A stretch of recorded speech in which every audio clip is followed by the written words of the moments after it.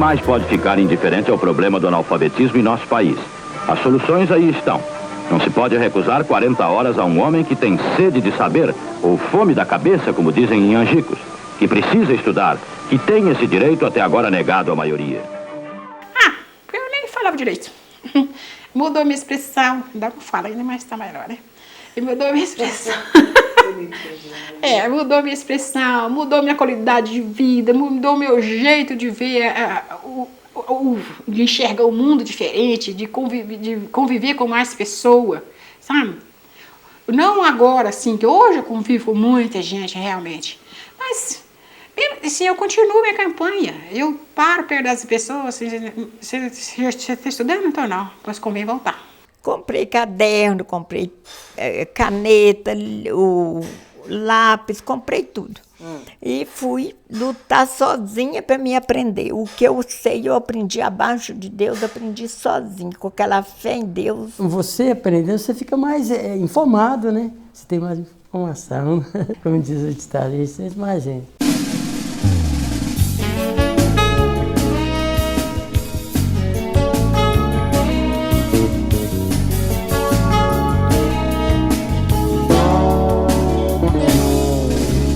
Frutos produzidos pela terra ainda não são tão doces e eu fui muito podada na minha vida. No princípio não, enquanto eu estava solteira, já casei, já titia, porque eu já tinha 30 anos incompleto quando casei. Mas a minha família era uma bênção de Deus. A gente sofreu muito, vivia com muito, assim, trabalhando em roça, depois aprendi a costurar, aprendi a bordar.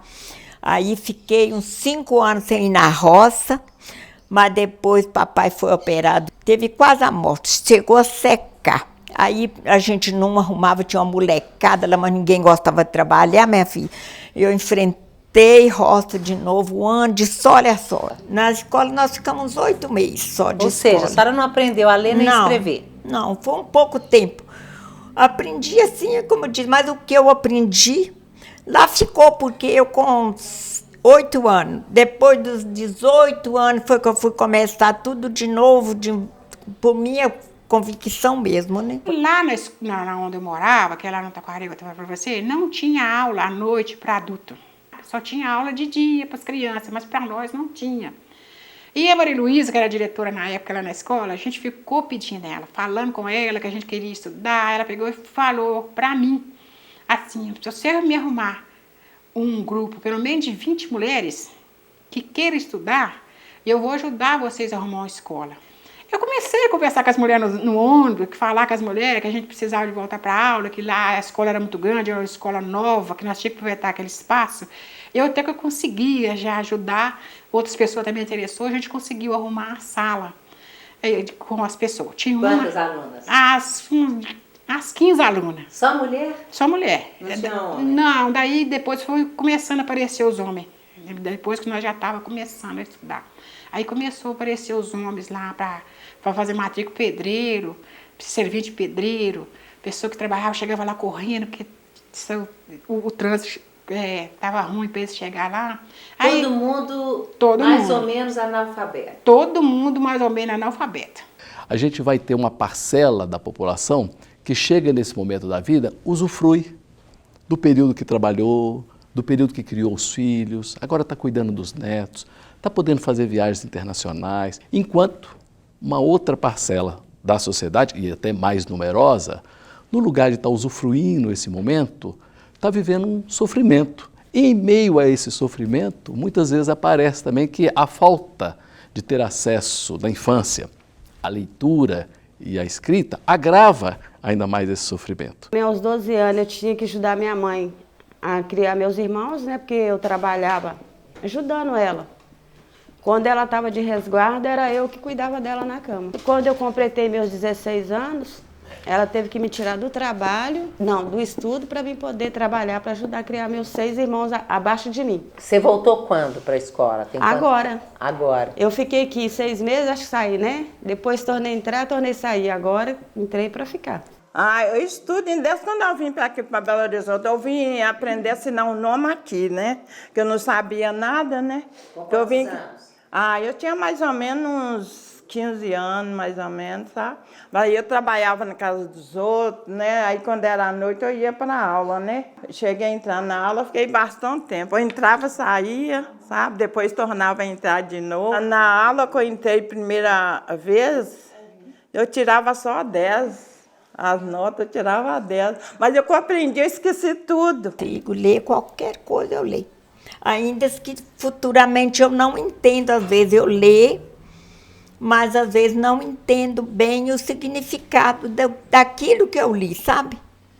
Não entendo. A senhora pede ajuda para alguém? Não. Fica sem entender?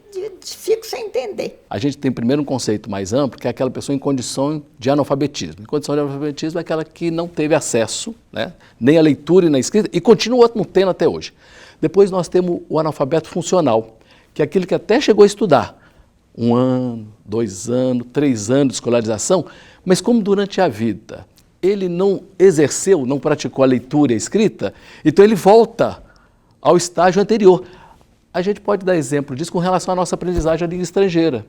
Quando a gente inicia a aprendizagem de uma língua estrangeira, se a gente também interrompe, não pratica, a gente tende a voltar aos estágios anteriores. Ser velho analfabeto não quer dizer que é o fim, que é o caos, mas traz mais dificuldades. E é uma situação que o Brasil tem que lidar com mais seriedade, porque deixa o mundo mais difícil para quem é velho e mais analfabeto, provavelmente. Lógico que algumas pessoas, pela inteligência é uma coisa, escolaridade é outra, as pessoas inteligentes vão sempre superar as adversidades, vão se adaptar. Acho que isso, para mim, é um conceito de inteligência interessante, né?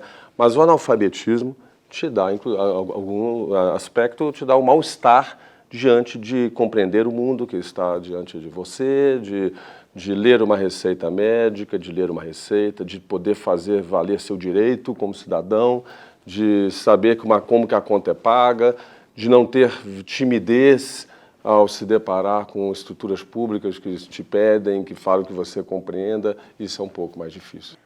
Tinha que pedir ajuda, às vezes para pegar um ônibus eu tinha que pedir ajuda. Qual é o carro que vai para tal lugar, sabe? Eu tinha que pedir ajuda, sabe? A gente, sem estudar, a gente quase com... Não é nada, se você passa uma coisa que você não sabe nem conversar.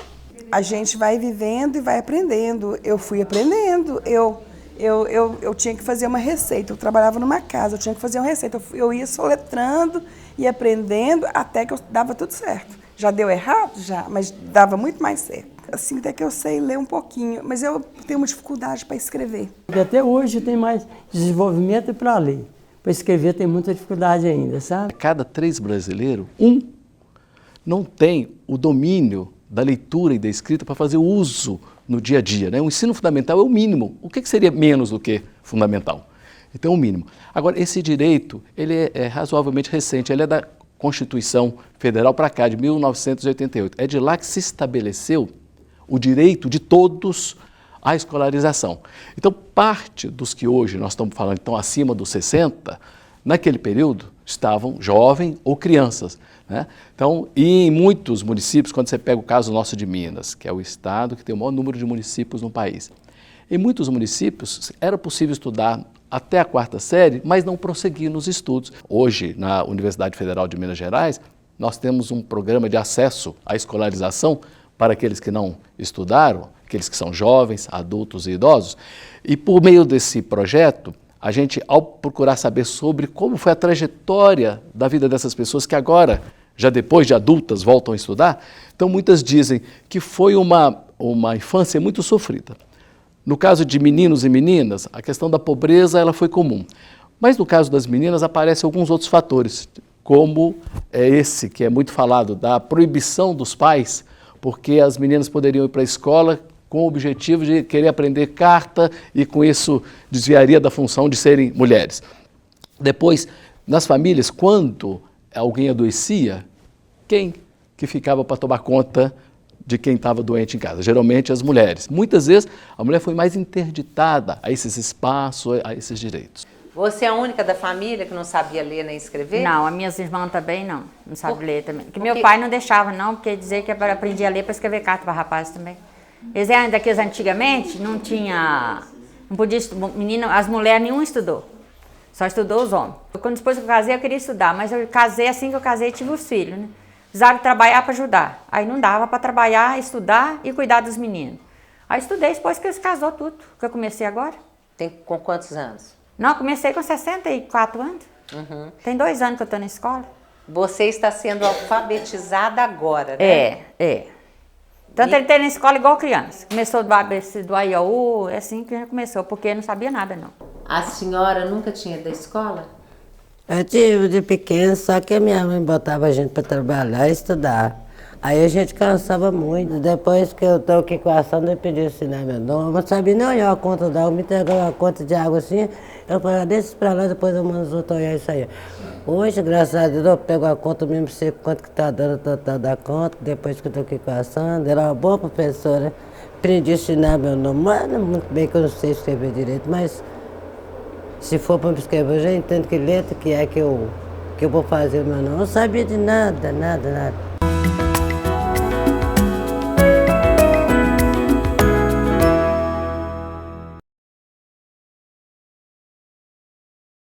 Amarra o teu arado a uma estrela e os tempos darão safras e safras de sonhos, quilos e quilos de amor, noutros planetas risonhos. Um certo dia, tia Teca, conhecida por toda a vizinhança, foi vender a sua verdura na casa de um protestante.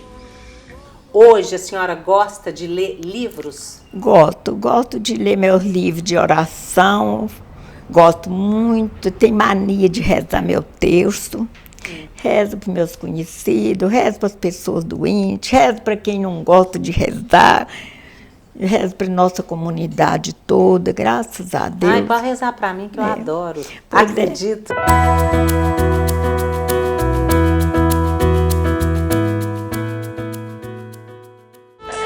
Ensinar não é transferir conhecimento, mas criar as possibilidades para a sua produção ou a sua construção. Quem ensina, aprende ao ensinar, e quem aprende, ensina ao aprender. Trabalhar na EJA é um trabalho que me realiza justamente por causa desse desafio, da possibilidade de dialogar com esses adultos, com essas mulheres, e o tempo inteiro estar mostrando para elas o tanto que elas sabem, o tanto que elas acumularam de conhecimento ao longo da vida. Eu falo sempre o tanto de estratégias que tiveram que criar para criar os filhos, formar as famílias, né?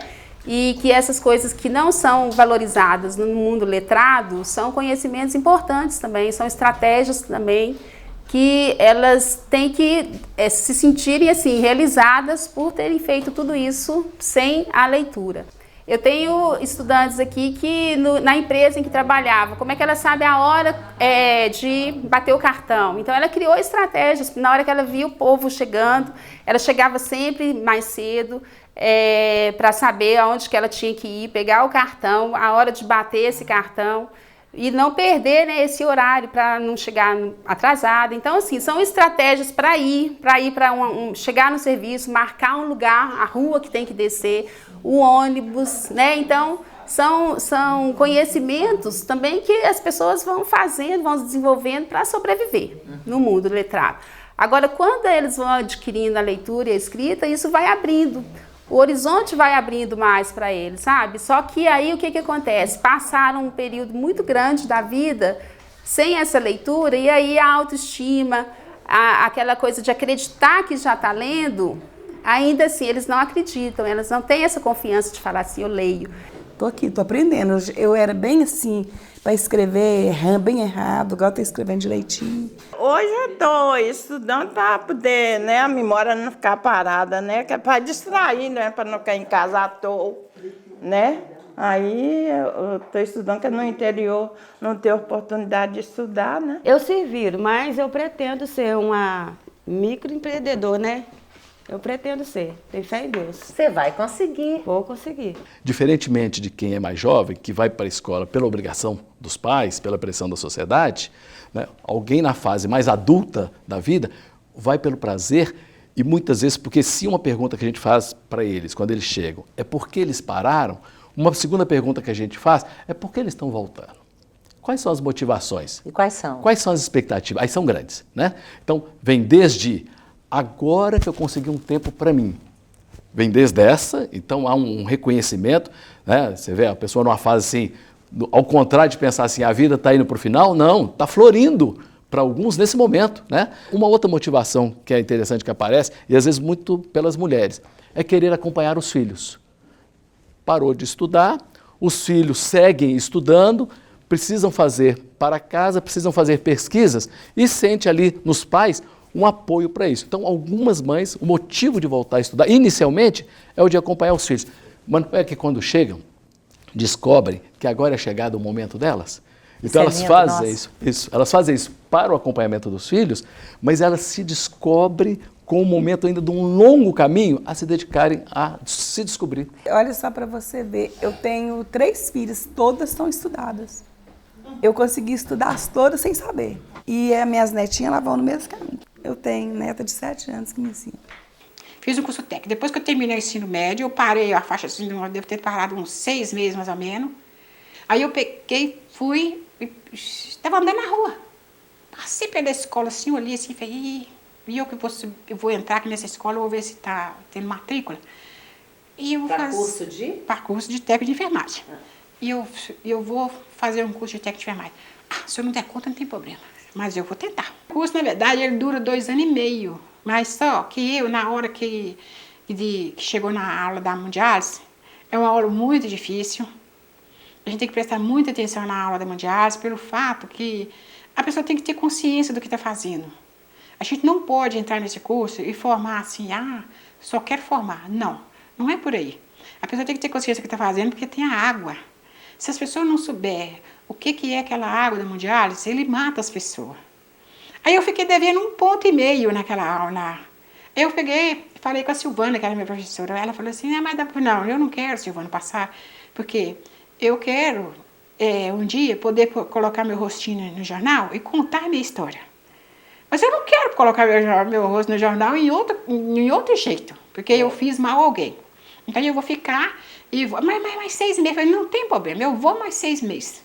Mas eu não vou passar devendo. Aí assim eu fiz, por isso que o meu durou 3 anos. Assim, muito assim, nos lugares que eu vou, já tem alguma coisa que eu leio, eu acho, tá bom. Mas eu quero chegar até onde que Deus me der vida e saúde, né? Que eu puder vir, eu venho, né? Você falou uma coisa interessante. A pessoa pode ser analfabeta e ter produção intelectual. Com certeza. Nossa, eu tenho uma aqui, hoje ela não veio, a Maria Rosa. Ela fala assim, professora, eu não tenho conhecimento, mas eu tenho sabedoria. Sabe? Então, assim, isso para mim, assim, né, arrebenta. É isso mesmo, porque a pessoa pode não ter esse conhecimento escolar, né, que se adquire na escola, mas ela trabalha o raciocínio dela o tempo inteiro. E é assim, sabe, muito gratificante ver o quanto que elas aprendem. Tem assim, você chegar e pegar, eu costumo, eu falo com eles assim, que o caderno é o caderno que tem que ser, né, organizado para que eles consigam se orientar e de vez em quando voltar nesse caderno, pegar informações de coisas que nós já vimos e que está lá. Então a gente sempre põe a data no caderno. E às vezes eu chego aqui e falo assim, gente, eu dei isso aqui, procura aí, acha aí no caderno. Aí eles voltam lá no caderno, né, acham a data, foi dia tal que você trabalhou com isso. E aí é muito interessante observar a escrita naquele momento, lá atrás, e a escrita atual. O registro que eles fizeram, né, quando chegaram aqui, sabe, e o registro que eles já dão conta de fazer agora. Tem idoso que não quer estudar mais, ok, eu acho que a gente também tem que respeitar, né? E tem idoso que é isso, é menos valia, acha que, não, já estou com 70 anos, 75, para que eu vou estudar agora, nessa altura do campeonato, né? E não tem aquela... motivação, entusiasmo. E aí? Pode ser que elas não sejam motivadas para o estudo desde quando elas eram novas mesmo. Elas gostavam de fazer outra coisa, gostavam de trabalhar no comércio, gostavam de trabalhar no campo, na construção civil, administrar com o seu conhecimento de inteligência, etc., sem se interessar por sua idade, como há pessoas novas, alfabetizadas, que não têm. E a gente tem que separar essa motivação, vamos dizer, intrínseca, da motivação que a gente propicia para as pessoas. Quer dizer, o que os organismos, o que as escolas, o que as faculdades, o que os segmentos profissionais, enquanto instituições, fazem para motivar essa pessoa. Né? Às vezes, aquela pessoa que parece ser desmotivada, é desmotivada por isso, ela tem uma timidez de ir, ela tem uma timidez de frequentar o local, ela tem medo de ser ridicularizada, ela tem medo de passar por uma forma de aprendizado e não conseguir ter êxito no que ela está fazendo. Então, acho que realmente, voltando aí a investir nisso, é da forma que a gente lida e da forma que as instituições convidam essas pessoas para poder ocupar um espaço na sala de aula. A gente sabe que algumas escolas públicas têm a EJA, né, a sala que funciona, às vezes à noite, que eu acho complicado, agora eu já estou vendo algumas funcionando de manhã, que é melhor, né? De noite, às vezes, para o velho sair de casa, está chovendo, é frio, de manhã é melhor, não é? É melhor por vários motivos. Então, aí nós estamos abordando dois aspectos. Um é do horário de atendimento, outro é dos espaços de atendimento. Então, poder esse atendimento ser de dia favorece muito ao grupo dos idosos, favorece ao grupo daquelas famílias que tem que levar alguém de uma educação especial, porque é mais fácil você se locomover durante o dia do que à noite, né? Então, no caso do idoso, né? Durante o dia facilita demais para poder ir ou acompanhado ou sozinho, do que se enfrentar alguns espaços, alguns momentos à noite de grande vulnerabilidade, né? E o outro é o local onde ser atendido. A gente tem acompanhado na educação de jovens e adultos uma resistência inicial, depois ela é superada, uma resistência inicial de ir à escola, porque a escola às vezes é identificada como o espaço ali da criança, né? Então ir ali traz uma certa vergonha. Uma dissertação de mestrado que eu acompanhei em Alagoas, feito por Ana Carolina, ela faz uma descoberta muito interessante. Ela descobre alguns pequenos comerciantes que têm uma vendinha pequena no bairro onde mora. Essas pessoas evitam ir numa sala de escolarização de adultos no seu próprio bairro para elas não serem identificadas como alguém que não sabe fazer conta. Como ela tem um comércio, né? Então ela, na hora que vende, ou anotando, ou já fazendo a conta de imediato para cobrar de alguém, então ela procura ir frequentar uma sala que seja num outro bairro para não ser identificada. Então veja, algo que nos foge, né? Nos escapa. Hoje a gente tem associações comunitárias, espaços de igrejas, né? Que muitas vezes são cedidos como extensão da escola, né? A escola possibilita que o professor leva, inclusive, muitas vezes até o lanche para esse lugar. E ali se dá, no caso de Belo Horizonte, se chamam turmas externas da educação de jovens e adultos. Então, para muitos, esse lugar é um lugar importante de acolhimento inicial. Uma vez ele tendo chegado, porque uma coisa interessante, Roberta, na educação de jovens e adultos, essas pessoas, depois de terem vivido muitos anos, às vezes acham que essa situação que está acontecendo é só com ela. E quando numa sala elas se agrupam, ela começa a identificar que o outro também veio do interior, o outro também teve uma vida sofrida como ele, o outro está vivendo momentos de dificuldade econômica, então essas pessoas se soltam mais. Como é que você está se sentindo, Ana, aprendendo a ler, escrever? Uma criança de novo. Eu falo assim, agora que eu me sinto uma criança, porque eu não tive infância. Comecei a trabalhar com 7 anos na roça, então não tive aquela infância, não tive carinho de pai, de mãe, aquele abraço, sabe? Aquele abraço que a gente sente chegando de vó, nunca tive. Então agora eu estou dando agora eu sou uma criança. Eu dou para os meus netos que eu nunca tive para os meus filhos. O meu sonho já foi realizado, sabe? Eu tenho 3 filhas, as 2 meninas formou. Eu falei, eu quero dar às minhas meninas o que eu puder. O que eu não puder, elas vão correr atrás. Agora é viver minha vida tranquila, na minha casinha, cuidar dos meus netos. Tá ótimo. Bom demais. Lendo. Contando história para eles. E sabe o que eu queria ser? Uma estilista, aprender muito da costura. Eu entendo um pouco, mas eu queria mais. Mas eu vou aprender. Porque eu tenho uma menina que ela gosta de moda. E ela está fazendo uma faculdade vai terminar e diz que vai fazer de moda. E se ela fizer de moda, eu vou ser a costureira dela. Eu quero desenvolver na leitura. O dia que eu escrever uma carta vai ser o dia mais feliz da minha vida. Nossa Senhora, vai ser bom demais. Para quem que você quer escrever a primeira carta? Ah, isso aí, não vou saber ainda. Já está no meu sonho, já, mas ainda por enquanto não pode falar não. Pode, não. É segredo.